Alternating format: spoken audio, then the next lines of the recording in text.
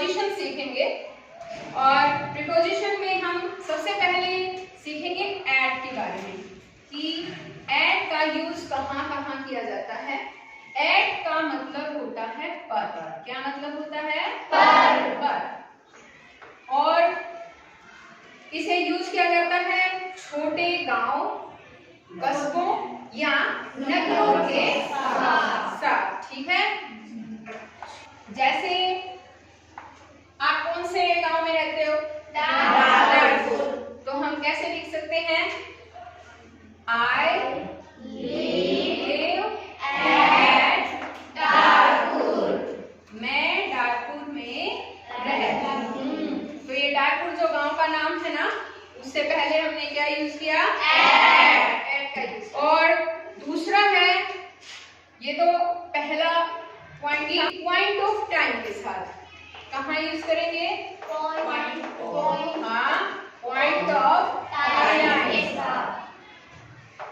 के साथ, यानी कि टाइम जहां पर भी दे रखा हो ना, वहां पर हम इसी का यूज करेंगे, एट का यूज। हम 5 बजे चाय लेते थे, तो जैसे we had tea at 5 o'clock। आ गया समझ में? Yes। ये जो टाइम दे रखा है ना 5 बजे, यहाँ पर हमने क्या यूज किया? एट। अब उसके बाद एक और बच्चों ध्यान रखो, एट का यूज जो है, एट का यूज डान के साथ, एट नून के साथ और एट नाइट यानी नाइट के साथ। यहाँ देखो, नाइट हो, नून है या डान है। डान, इससे पहले जो है हम एट का यूज करेंगे। डान क्या होती है? भोर, जो सुबह का टाइम होता है ना, जब सूरज निकलता है, उस टाइम जो है सूरज के निकलने से पहले का जो टाइम होता है वो डान होती है। और नून क्या होता है? दोपहर 12 बजे का जो समय होता है ना, होता है, तो नून के साथ भी एट यूज करेंगे। और नाइट का मतलब है रात। रात के साथ भी क्या करेंगे? नाइट के साथ भी एट यूज करेंगे। अब ये तो था पहला प्रीपोजिशन बताया मैंने, एट। अब हम आगे करेंगे इन का यूज। इन प्रीपोजिशन है और इनका मतलब वैसे होता है में। क्या मतलब होता है? में। और इसका यूज कहाँ कहाँ किया जाता है? देखो, एट का छोटे गांव कस्बों के लिए था, इनका यूज जो है वो बड़े नगरों के लिए और देशों के लिए, है ना, यूज किया जाता है। किस किस के साथ बताओ? बड़े नगरों, प्रांतों और देशों के साथ। तो हम ये बात लिख देते हैं, इसका इनका यूज करेंगे। जैसे कि अब हमारा देश का क्या नाम है? इंडिया, है ना। अब जैसे हमें कहना हो कि मैं इंडिया में रहती हूँ, तो क्या लिखेंगे? बोलेंगे I live in इंडिया। मैं इंडिया में रहती हूँ। देखो, इंडिया भारत यानी देश का नाम है, हमारे देश का नाम इंडिया, तो उसके साथ क्या आया? इन। उससे पहले इन प्रीपोजिशन लग जाएगा।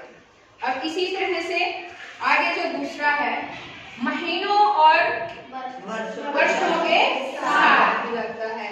किसके साथ लगता है? महीनों और वर्षों के साथ। हाँ,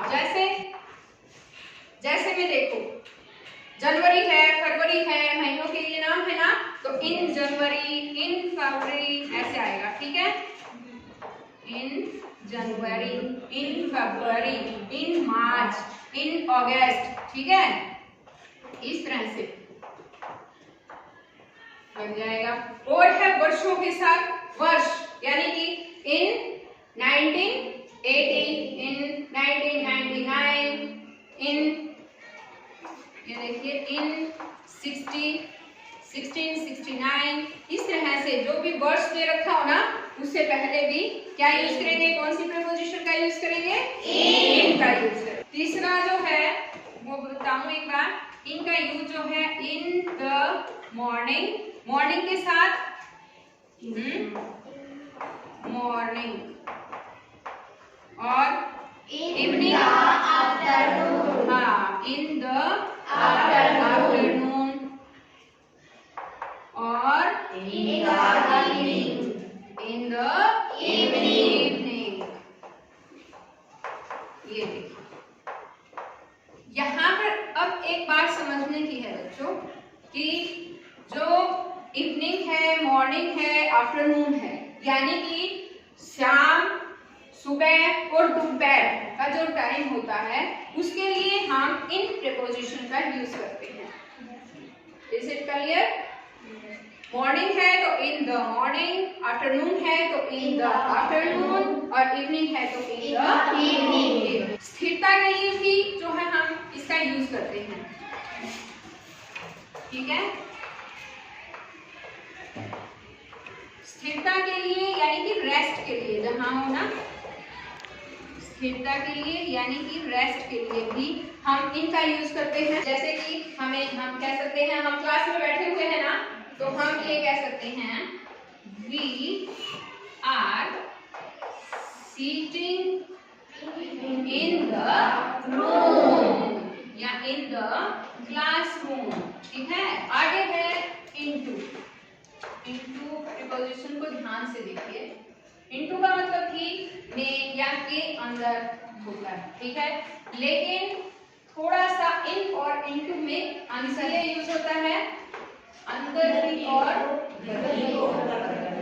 हाँ, अंदर की ओर गति के लिए। जैसे बाहर से कोई आया है ना कमरे में, तो उसके लिए इनटू का यूज करेंगे। अब मैंने जैसे तुम्हें इन बताया था, इनका मतलब तो है कि कमरे के अंदर, यानी किसी चीज में उसके अंदर जब है तो वहां पर इनका यूज होगा। लेकिन इनटू का यूज हम तब करेंगे जब कोई चीज बाहर से आई है, मोशन में है। ठीक है, बाहर से अंदर की तरफ आना। जैसे कि एग्जांपल है the fox fell into the well। क्या मतलब बना इसका? फॉक्स जो है वो कुएं में गिरी, यानी बाहर से अंदर की ओर गई है ना, इसलिए इनटू का यूज में आ गया। Yes ma'am. ओके, अब आगे है नेक्स्ट प्रीपोजिशन है हमारा ऑन।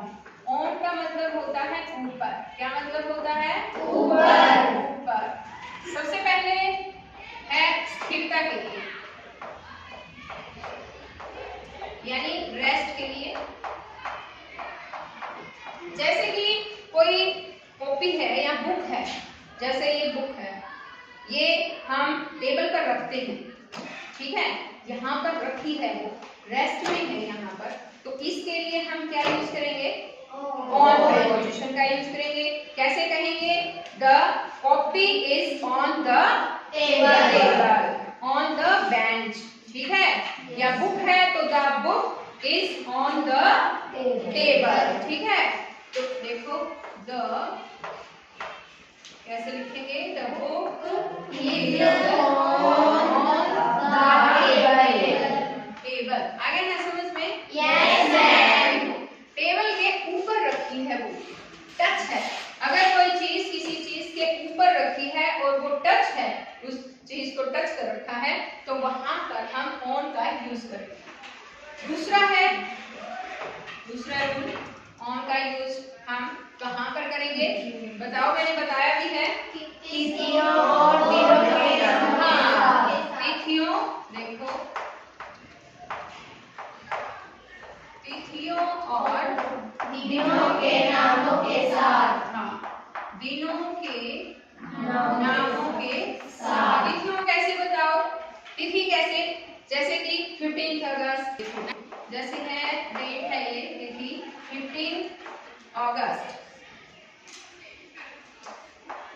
यहाँ देखो, अब 15 था ना, 15 अगस्त, ऐसे ही कहेंगे इसको। तो यहाँ पर प्रीपोजिशन, इससे पहले कौन सी प्रीपोजिशन लगेगी? ऑन प्रीपोजिशन जो है यहाँ पर लगेगी। लेकिन मैंने अगस्त के साथ, अगस्त है जो मंथ है, उससे पहले कौन सी प्रीपोजिशन बताई? हाँ, इन। कौन सी प्रीपोजिशन बताई थी? इन का यूज होता है, लेकिन वहां पर डेट नहीं, अगर तिथि नहीं दे रखी ना, डेट नहीं दे रखी होती, यहाँ पर सिर्फ यहाँ हमें लिखना होता, प्रीपोजिशन भरनी होती, और यहाँ पर अगस्त दिया होता तो क्या भरते हैं हम? इन अगस्त, है ना। लेकिन अगस्त के साथ साथ यहाँ पर डेट भी दे रखी है, तो डेट से पहले कौन सी प्रीपोजिशन यूज होगी? ऑन 15 अगस्त। अब जैसे दिनों के नामों के साथ, दिनों में क्या है? संडे, मंडे, ट्यूसडे, है ना। तो इनके साथ हम कौन सी प्रीपोजिशन यूज करेंगे? ऑन संडे, ऑन मंडे, ठीक है, इस तरह से यूज करेंगे। अब जनवरी फरवरी है, मंथ्स नेम, उनके साथ कौन सी प्रीपोजिशन यूज करेंगे बताओ? इन जनवरी, इन फरवरी, इन मार्च, है ना। अब ये ध्यान रखना आपको, और संडे मंडे आ जाए तो कौन सी प्रीपोजिशन यूज करेंगे? ऑन। आगे है जैसे अपॉन, अपॉन प्रीपोजिशन देखो एक बार, कहाँ यूज करते हैं हम अपॉन का? अपॉन का मतलब भी ऊपर ही होता है, ठीक है, ये यूज करते हैं ऊपर की गति को प्रकट करने के लिए। हाँ, ऊपर की गति को प्रकट करने के लिए। हाँ, प्रकट करने के लिए। ऊपर की गति के लिए कैसे पता है? एग्जाम्पल ले लेते हैं हम। The cat jumped upon table. Table.